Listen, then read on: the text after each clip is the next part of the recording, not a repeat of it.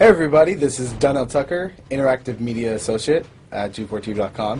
I'm here with Chris Monfett, Senior Previews Editor. Had a blast playing a little Call of Duty last night. Yeah, we did. It had live music, hot women, and I think there was a game, Call of Duty?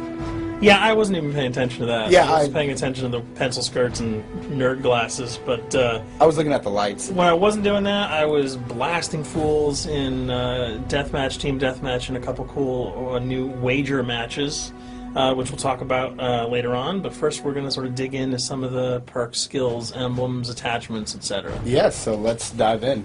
So right here, we see that we have the first set of perks one. They're pretty traditional from the old gun. Yeah, there's not much here in the perks that's new, which is actually kind of good when you consider the fact that there's so much else going on in the game with the wager matches, the new Call of Duty points, the way that you can spend your experience, the attachments, the kill streaks, that you don't have to focus on sort of learning a whole new set of skills. There's tons more new stuff that you can dig your teeth into later on. So you'll see here, he's just kind of scrolling through a lot of sort of familiars. There's some of the sort of old favorites have been renamed, but for the most part, everything you've known and played in other Call of Duty games are here. So you'll see here when you go back to lethal, you got your frag and your semtex. Those are pretty everyday equipment.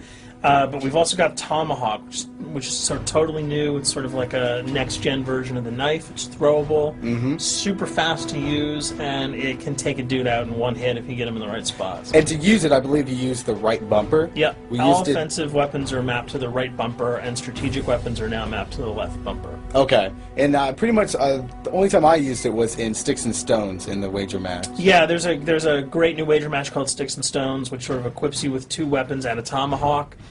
When you kill with the weapons, you get points. When you kill someone with a tomahawk, you basically bankrupt all their wealth. So it's really good for strategizing your way through those levels.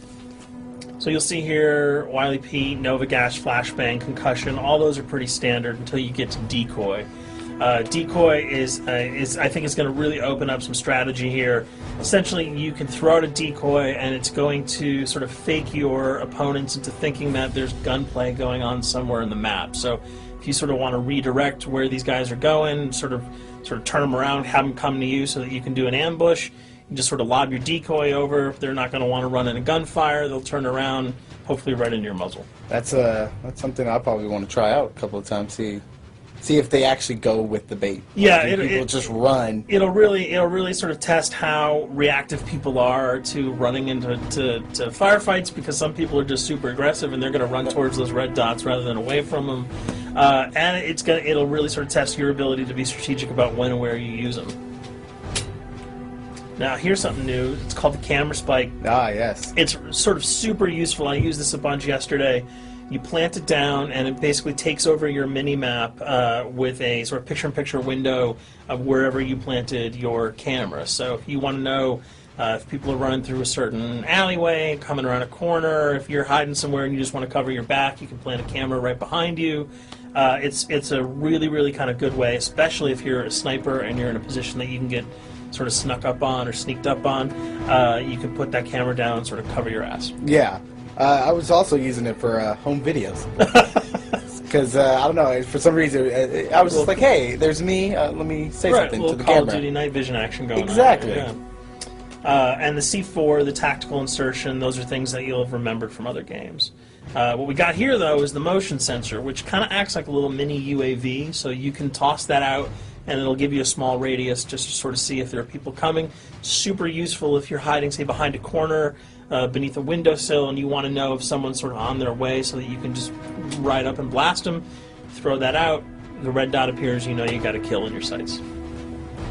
So now we're on to kill streaks. There's some really cool new kill streaks here, this one being the RCXD.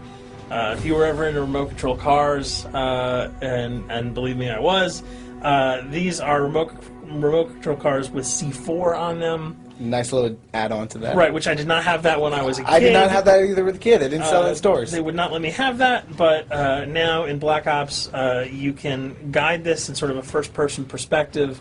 It's actually super easy to use. You'd think it would kind of just be running all over the place, but you can brake, reverse, go back, go forward, and you can choose to detonate it whenever you want. So it's not like if you accidentally run into a wall, it's going to explode.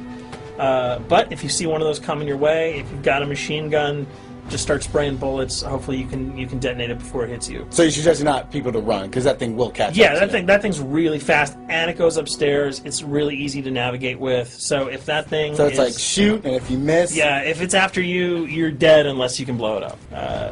Counter spy plane, that's basically a revamped version of the UAV. That's nothing new. This, however, the SAM turret. SAM turret, which I like really much, because it destroys practically not every aircraft in there. I think Blackbird can't be destroyed. Yeah, there are some things that you can't blow up, but care packages, chopper gunners, that's going to really help out. It's it's basically for people who didn't want to run around with their rocket launcher and try to take down choppers.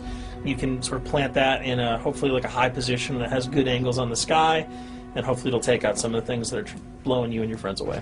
Now you'll see care package, napalm strike, sentry gun, mortar team. Those are all things you're pretty familiar with until we get down to Valkyrie rockets.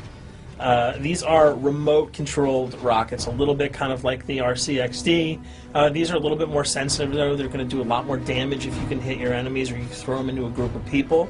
But they're fast, you can't put the brakes on them, and if you hit something, those things are going to blow up.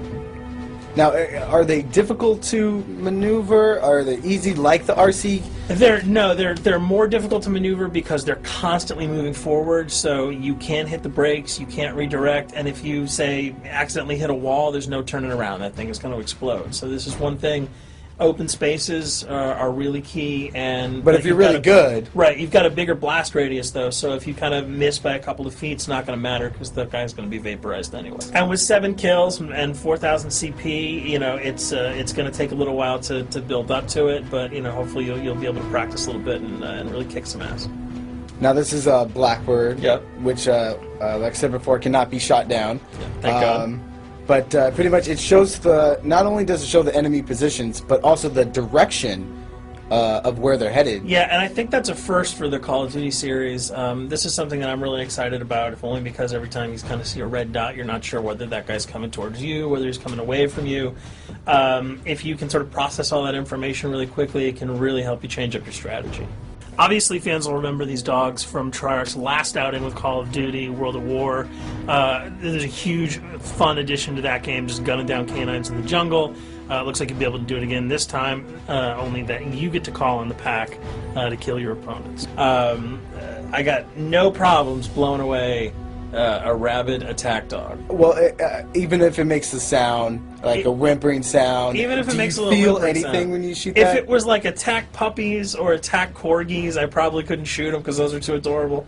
But they probably wouldn't do much damage anyway. Yeah, they're pretty much held dogs, Yeah. so they're all black and vicious. I gotta take it down. Absolutely. This time the chopper is completely pilotable. You'll be able to jump in, fly around, machine gun dudes on the ground.